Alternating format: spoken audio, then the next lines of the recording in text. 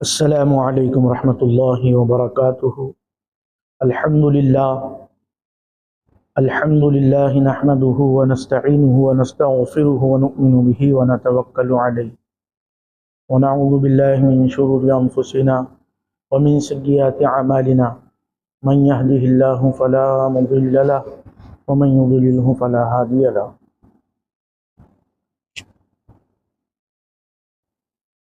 عزیزان محترم، سامعین کرام، حاضرین، ناظرین، آج ختم نبوت کانفرنس کے عنوان سے یہ اجلاس منعقد کیا گیا ہے، جو وقت کی بہت اہمیت اور ضرورت ہے۔ اللہ رب العزت نے قرآن شریف میں ارشاد فرمایا،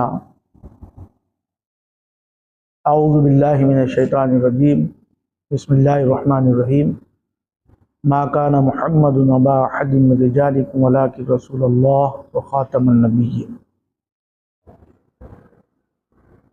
یقیناً آپ صلی اللہ علیہ وسلم خاتم النبیین ہے۔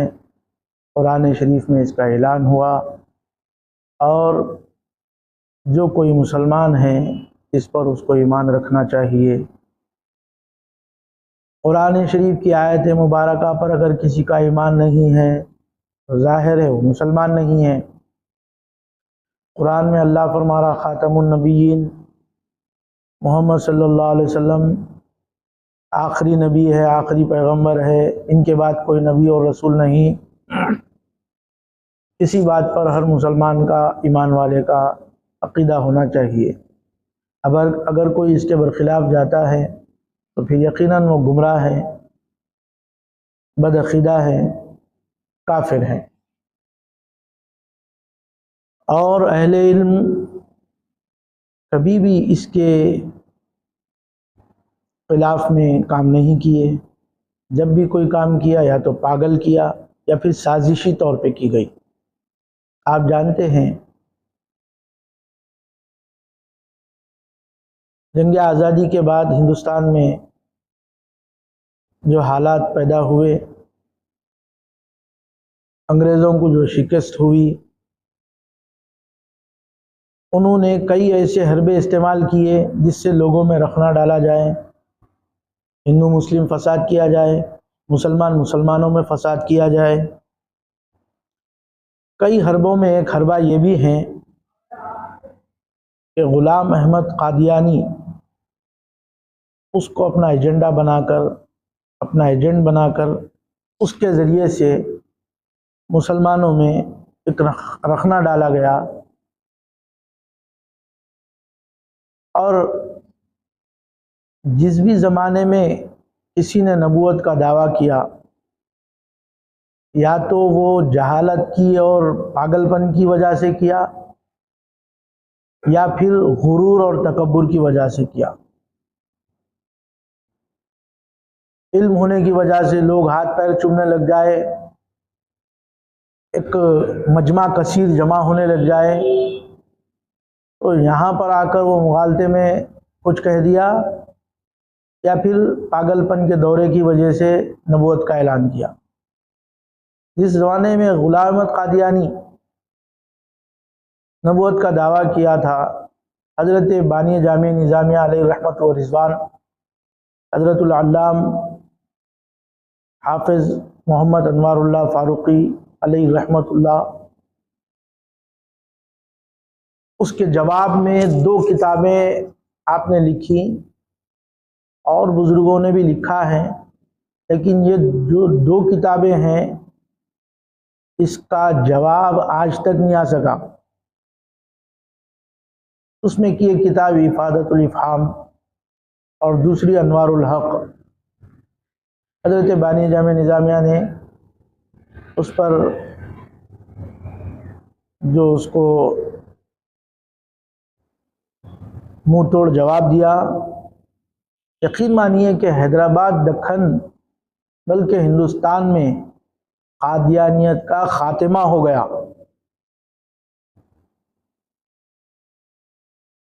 آج اگر اس پر ہم کو پھر سے کام کرنا پڑ رہا ہے تو اس میں ہماری بھی کہیں نہ کہیں کوتاہی ضرور ہے۔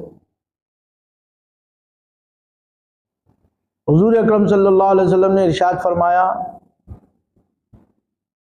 لوگوں میں تمہارے درمیان دو وزنی اور بھاری چیزیں چھوڑ کر جا رہا ہوں، تم اس کو مضبوطی سے تھامے رکھو، کبھی گمراہی نہیں ہوگی تمہاری۔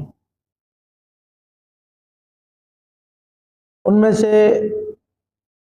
سب سے پہلے تو قرآن شریف ہے، اور دوسری اہل بیت اطرت رسول اللہ صلی اللہ علیہ وسلم ہے۔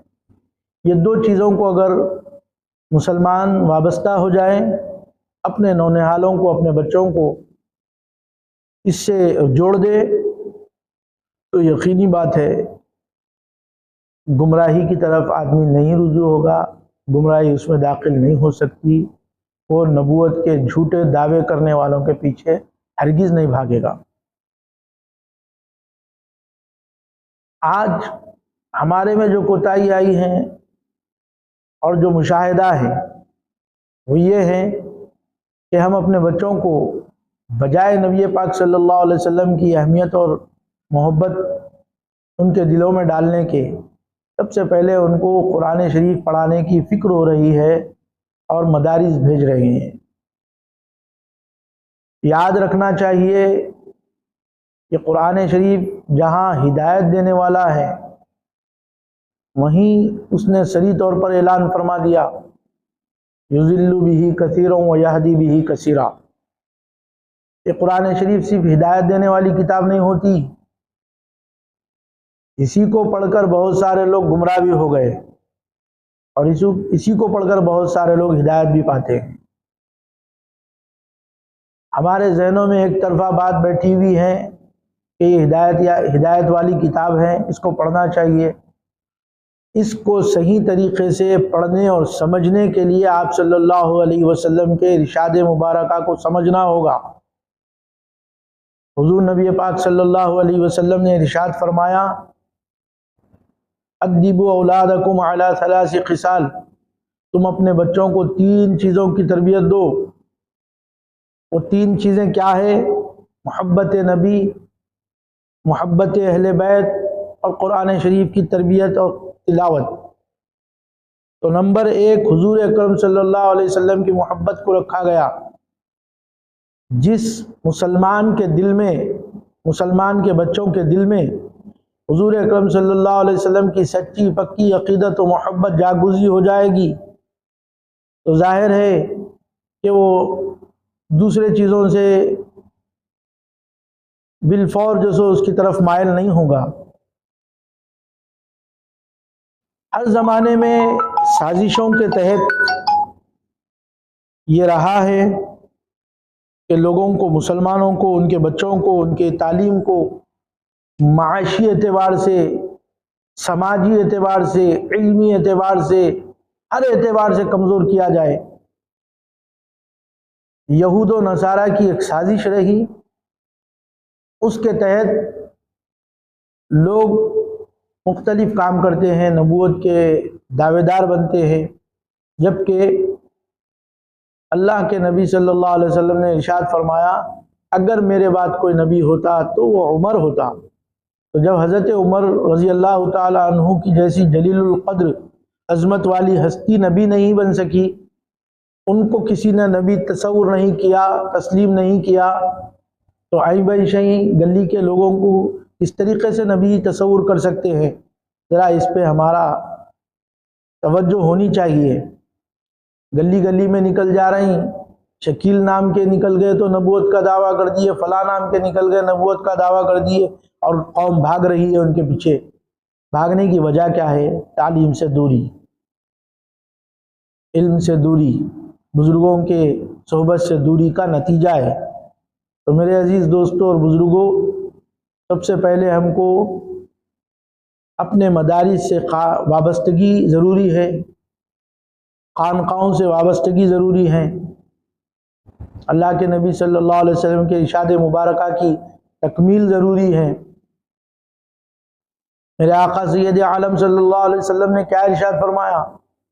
میں تمہارے درمیان دو چیزوں کو چھوڑ رہا ہوں، ایک کتاب اللہ، دوسری میری اطرت، میرے اہل بیت، ان دونوں کو تھامے رکھو، یقیناً گمراہی آپ کے پاس دور دور تک نہیں رہے گی۔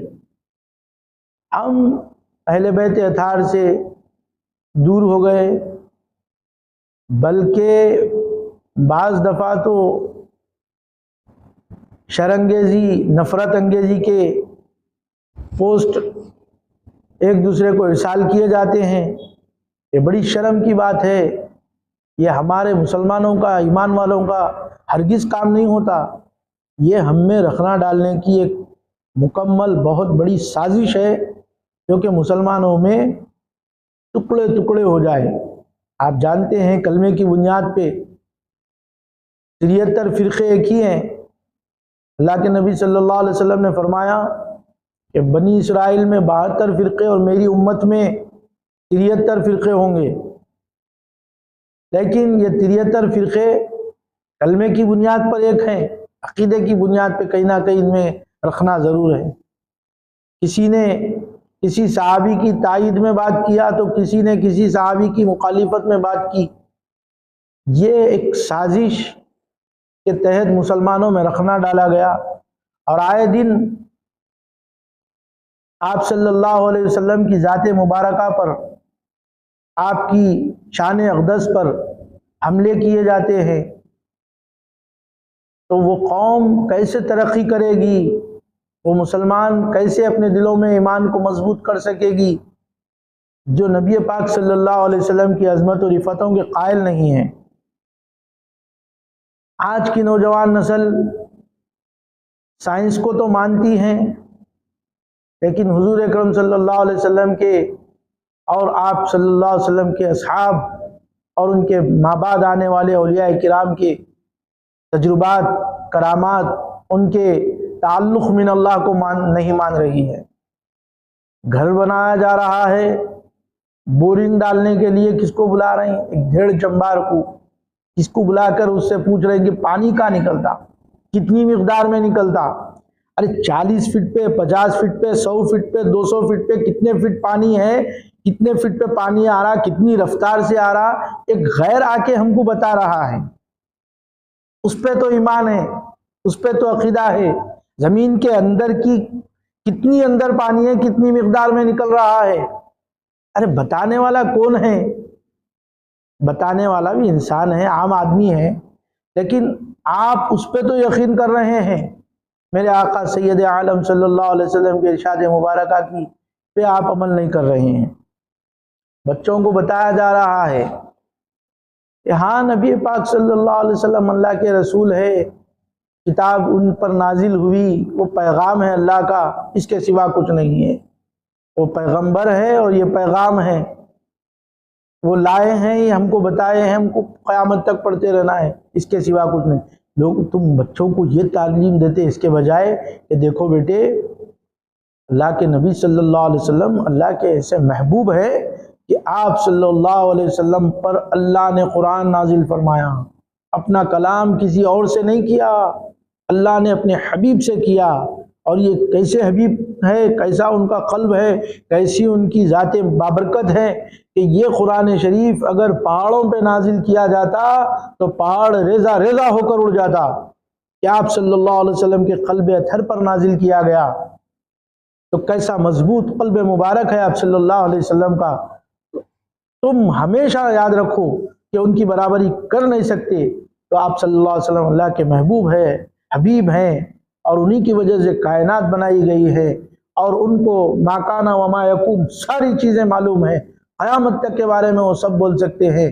ان کے علم میں اللہ سبحانہ و تعالیٰ نے اپنے فضل و کرم سے ساری چیزیں عطا فرمائی ہے۔ بچوں کو یہ عظمت کی باتیں بتانے کے بجائے یہ کہتے ہیں کہ وہ بھی ہماری طرح تھے، نبی تھے، پہلے گزر گئے، ہم بعد میں ہیں۔ میرے عزیز دوستوں اور بزرگوں، یہی باتیں آج ہمارے لیے ضرر کا سبب بن رہی ہیں، ضرر کا سبب بن رہی ہیں۔ نبی پاک صلی اللہ علیہ وسلم جیسے حیات ظاہری میں دنیا میں جلوہ افروز تھے، ویسے ہی آج بھی اپنی قبر انور میں آرام فرما رہے ہیں۔ اور نبی پاک صلی اللہ علیہ وسلم دوسرے نبیوں کی شان میں خود ارشاد فرماتے ہیں ان اللہ تعالی حرم علی الارض ان تاکل اجساد الانبیاء فنبی اللہ حی۔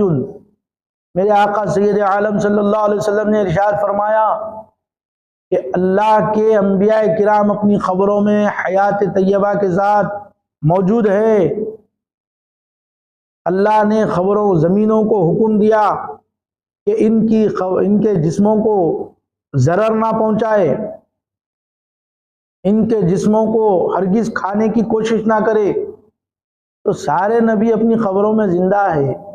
خود آقا دو عالم صلی اللہ علیہ وسلم ارشاد فرماتے ہیں میں واقع معراج میں جب جا رہا تھا میں نے دیکھا کہ حضرت موسیٰ علیہ السلام اپنی قبر انور میں نماز ادا فرما رہے ہیں۔ جب سارے انبیاء کرام اپنی قبروں میں زندہ ہیں، میرے آقا سید عالم صلی اللہ علیہ وسلم نے فرمایا میں مختلف آسمانوں پہ مختلف انبیاء کرام سے ملاقات کی، حضرت سیدنا ابراہیم سے ملاقات کی، سیدنا آدم سے ملاقات کی، تو انبیاء کرام زندہ ہیں۔ تو میرے آقا تو سارے نبیوں کے سردار ہیں، میرے آقا تو سارے انبیاء کے سارے رسولوں کے سرتاج ہے۔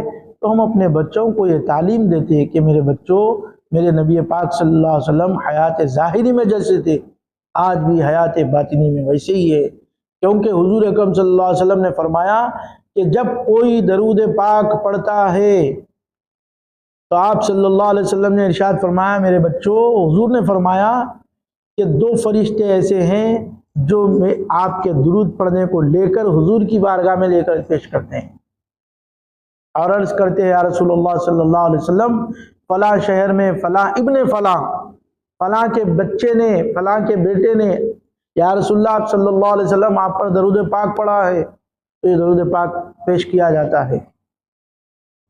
میرے آقا سید عالم صلی اللہ علیہ وسلم نے ارشاد فرمایا جب کوئی دل جلا درود پاک پڑھتا ہے میرے عشق و محبت میں ٹوٹ کر، تو میں بنفس نفیس اس کے وہاں موجود جہاں وہ پڑھتا ہے وہاں پر تشریف لے جاتا ہوں۔ یہ حضور اکرم صلی اللہ علیہ وسلم کے حیات طیبہ کی کچھ دلیلیں ہیں۔ میرے عزیز دوستوں اور بزرگوں، آج جو تماشا چل رہا ہے جھوٹے نبیوں کا مختلف مقامات سے نکل رہے ہیں، اس کا سد باب یہی ہے کہ ہم اپنے بچوں کے دل میں حضور پاک صلی اللہ علیہ وسلم کی سچی پکی عقیدت و محبت کو جاگزی کرے اور ان کو پابند کرے کہ بچوں کم از کم روزانہ درود پاک پڑھا کرو اور حضور اکرم صلی اللہ علیہ وسلم کی محبت میں ان کو کی باتیں ان کو بتاتے رہیں۔ یہی ان کے لیے اور آنے والی نسلوں کے لیے اور ہمارے لیے بہتر عمل رہے گا۔ میرے عزیز دوستوں اور بزرگوں، کسی مقام پر سنیوں اور وہابیوں کو لڑایا گیا، کسی مقام پر شیعوں اور سنیوں کو لڑایا گیا، کسی مقام پر نبوت کے دعوے داروں کو بھیجا گیا۔ یہ ایک سازشی تحت رہا تاکہ مسلمان ایک جٹ نہ رہیں، مسلمان ٹوٹ جائے، مسلمان کمزور ہو جائے۔ تین چار چیزیں اگر مسلمانوں سے ختم ہو جائے تو مسلمان کا وجود ختم ہو جاتا۔ ان میں ایک حج ہے، دوسرا جہاد ہے، تیسرا حضور کی محبت ہے۔ مسلمان جمع ہوتے ہیں مکہ المکرمہ میں ملینوں میں، اور سب کا لباس ایک، سب کی تکبیر ایک، سب کا لہجہ ایک، حالانکہ زبانیں الگ الگ، لباس الگ الگ ہونا چاہیے، کلر الگ الگ، ان کا لغت الگ الگ، لیکن اس کے باوجود بھی لباس ایک، تکبیر ایک۔ نماز پڑھ رہے ہیں تو سب کے سب جھکے ہوئے، سب کے سب کھڑے ہوئے۔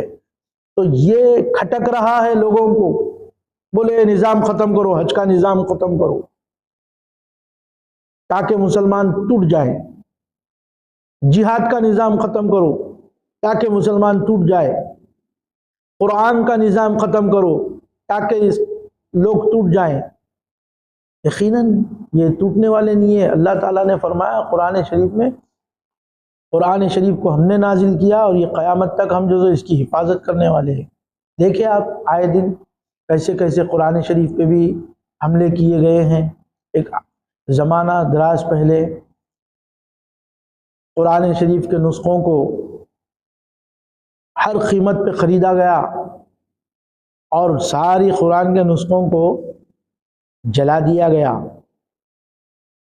تو کسی بزرگ حافظ گاؤں کے تھے، بڑے میاں بولے تم کتنے قرآنوں کو جلاؤ گے، ہمارے پاس تو بچہ بچہ حافظ ہے، تم جلاتے جاؤ گے ہم لکھتے جائیں گے۔ تو بولے یہ ناکام سازش ہے، یہ سازش ناکام ہے، پھر کیا کیا جائے؟ تو بولے یہ کام کرو کہ ان کے دلوں سے نبی پاک صلی اللہ علیہ وسلم کی محبت کو ختم کرو۔ کیسے ختم کرنا؟ تو بولے نبی پاک صلی اللہ علیہ وسلم کے متعلق ان کو ذہن میں ڈال دو کہ یہ ہماری طرح تھے۔ جب آدمی فطرت ہے کہ جب میری طرح ہے تو میں ان کی عظمت کیوں کروں، فطرتاً ہے یہ بات، لیکن حقائق یہ ہے کہ حضور صلی اللہ علیہ وسلم کی عظمت و رفعت کا عوام تو امت میں تو چھوڑ دیجئے، انبیاء کرام میں کوئی برابری نہیں کر سکتے، نبیوں میں کوئی برابری نہیں کر سکتے، فرشتوں میں کوئی برابری نہیں کر سکتے، وہ آقا کا مقام و مرتبہ ہے۔ یہی بات ہم اپنے بچوں کو بتانا ہے، بچوں آقا علیہ الصلوۃ والسلام کی عظمت و رفعت کا یہ حال ہے، یہ مقام و مرتبہ ہے۔ تو تم جب اپنے بچوں کو اس کی تربیت دو گے اور یہ سمجھاؤ گے، اپنے گھر میں درود کی محفل بچھاؤ گے، اور جہاں پر ایسے دینی مدارس، دینی خانقاہیں جہاں پر یہ کام کر رہے ہیں دین کا، ان سے جڑ جائیں گے، وابستہ ہو جائیں گے، تو پھر یقیناً ہم جو سو بچوں کے لیے فکر کیے ہیں اور ہم اپنے بچوں کو صحیح راستہ بتا رہے ہیں اور اللہ کے پاس پکڑ میں بھی نہیں رہیں گے۔